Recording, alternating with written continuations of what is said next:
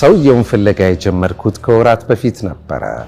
በቅርብ ያውቁታል፣ ቤተኛ ናቸው፣ ወዳጆቹ ናቸው ወደሚባሉ ሰዎች ደዋወልኩ። ነገር ግን ያንዳቸው ሙከራ አልተሳካልኝም።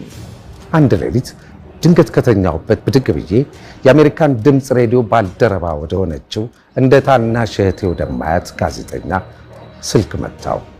እገሌን ፈልጌ ነበር አልኳት በቀጥታ። አድራሻውን ታውቂዋለሽ? ከደቂቃዎች በኋላ ስልክ ቁጥሩ ሰደደችልኝ። ዛሬ ተሳካልኝ። ናይሮቢ ኬንያ ላይ ያገኘሁት። ባለፉት 10 ዓመታት በኢትዮጵያ የፖለቲካ ሂደት ውስጥ ግንባር ቀደም ከሚባሉት የሀገራችን ፖለቲከኞች መሃል አንዱ ሆነው ይጠቀሳል።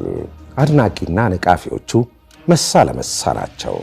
በርካታ ደጋፊዎች ያሉትን ያህል የሚቃወሙት፣ የሚጠራጠሩትና ዛሬም ድረስ በአይነ ቁራኛ የሚከታተሉት ጥቂት የሚባሉ አይደሉም።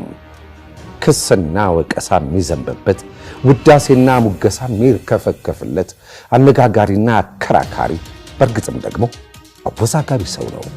እኔ ከመታሰሬ በፊት ሁለት ነገር እየመጣ እንደሆነ እርግጠኛ ነበር።